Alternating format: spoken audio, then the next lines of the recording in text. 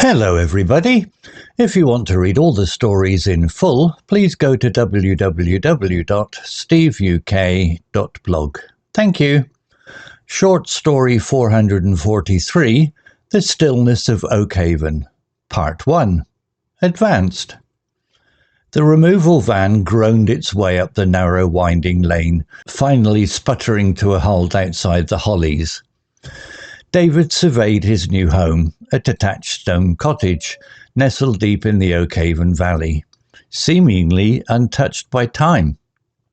Ivy crept romantically over the weathered walls, and the garden, though overgrown, promised hidden beauty. This was it, the escape from London's relentless pace, the chance to finally finish his novel in peace. He'd bought the cottage unseen, relying on idyllic online photos and the estate agent's effusive descriptions of Oakhaven's tranquility. And tranquil it certainly seemed, almost unnervingly so. As the removal men started unloading boxes, David noticed the profound silence. No distant traffic hum, no planes overhead, not even birdsong, just a heavy, expectant stillness. His nearest neighbour, a stern-looking woman named Mrs. Barlow from the cottage opposite, emerged to sweep her already immaculate path. She offered a curt nod, but no smile. "Settling in, are we?" she asked, her voice flat. "Yes, looking forward to it," David replied, trying for warmth. "It's incredibly peaceful here." "Oakhaven likes its peace," she stated. Not as a pleasant observation, but almost as a warning. She retreated back inside without another word. The first few days were a blur of unpacking and exploring. The cottage itself was charming, full of quirky angles and low beams. Yet David couldn't shake a faint sense of unease. He'd find objects slightly moved from where he was sure he'd left them. A book placed spine outwards. A mug shifted on the draining board. He put it down to tiredness and the disorientation of a new place. The village itself was picturesque but strangely subdued. The small shop was well stocked. The pub welcoming enough, yet conversation seemed hushed, glances furtive. People were polite but reserved, watchful.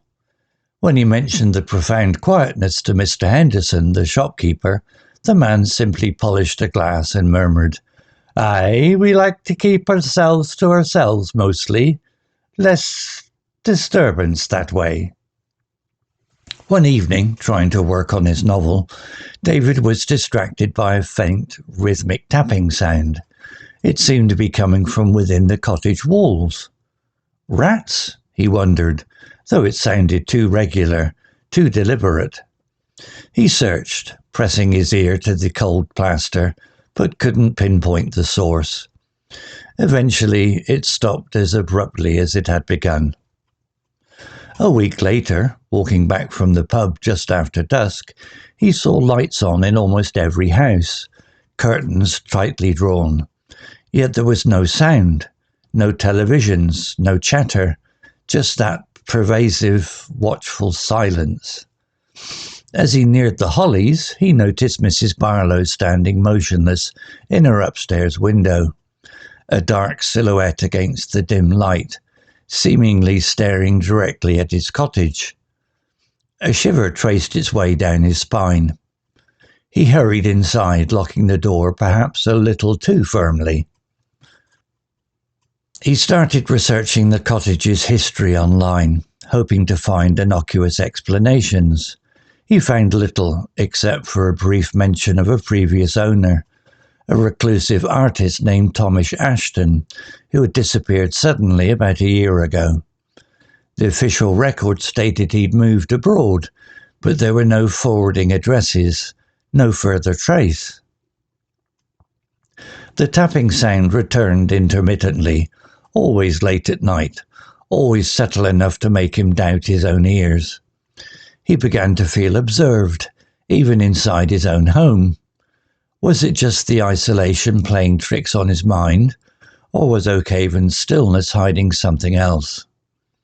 He noticed how villagers would pause their conversations when he approached, how their smiles never quite reached their eyes. One afternoon, clearing ivy from the back wall of the cottage, his hand struck something hard beneath the dense foliage.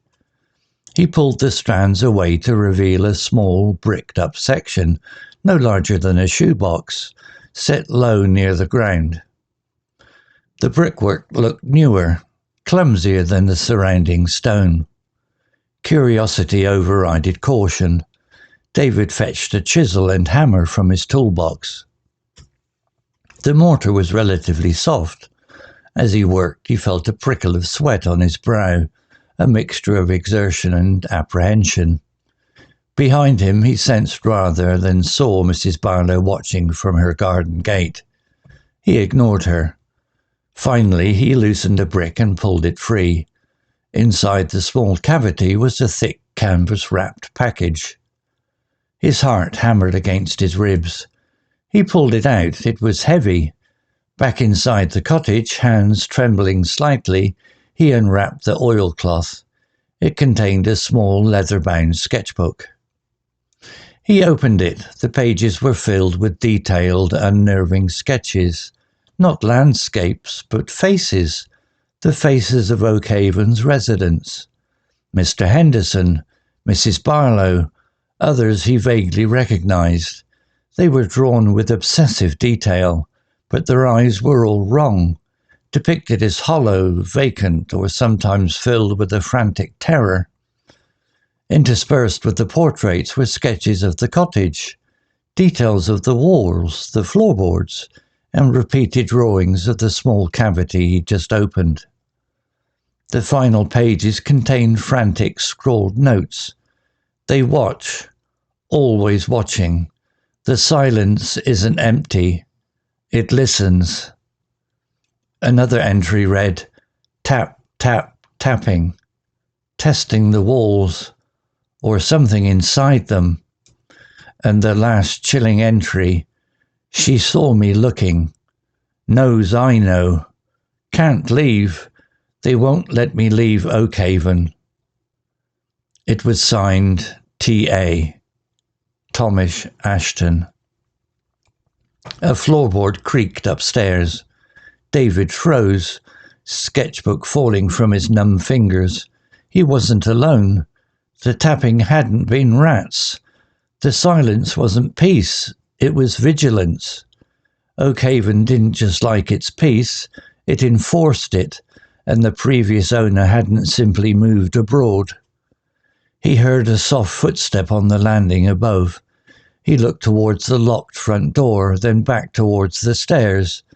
The stillness of Oakhaven pressed in, heavy and suffocating, no longer tranquil, but terrifyingly absolute. He was trapped, just like the artist before him. The escape he craved had become a prison. Look out for part 2 of the story tomorrow. Vocabulary notes. Unnervingly, adverb, meaning in a way that makes someone feel worried, uneasy, or slightly frightened. Unsettling, it suggests something is too much or too little, causing discomfort. Example, and tranquil it certainly seemed, almost unnervingly so. Here the extreme quietness, which should be calming, actually causes unease. Similar words, concepts. Disconcertingly, disturbingly, unsettlingly, disquietingly, alarmingly. Effusive, adjective, meaning expressing feelings like gratitude, pleasure, or approval in an unrestrained, enthusiastic, and heartfelt way.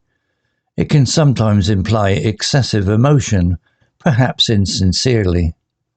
Example, relying on idyllic online photos and the estate agent's effusive descriptions of Oakhaven's tranquility. Suggests the estate agent spoke with exaggerated enthusiasm about how peaceful it was. Similar words, concepts. Gushing, enthusiastic, unrestrained, extravagant, demonstrative, lavish in praise. Curt, adjective, meaning rudely brief or abrupt in speech or manner, using few words in a way that seems unfriendly or impolite. Example, she offered a curt nod but no smile. Indicates her nod was short, sharp and unfriendly, lacking warmth. Similar words, concepts: brusque, abrupt, terse, short, blunt, unceremonious, sharp. Pervasive, adjective, meaning existing in or spreading through every part of something, widespread and noticeable throughout, often used for intangible things like smells, moods, or influences. Example, yet there was no sound, no televisions, no chatter, just that pervasive, watchful silence. Means the silence was everywhere, a dominant feature that spread throughout the village. Similar words, concepts: prevalent, penetrating, permeating, ubiquitous, widespread, omnipresent, endemic, if referring to something negative within a specific group area. Furtive, adjective, meaning attempting to avoid notice or attention, typically because of guilt or belief that discovery would lead to trouble.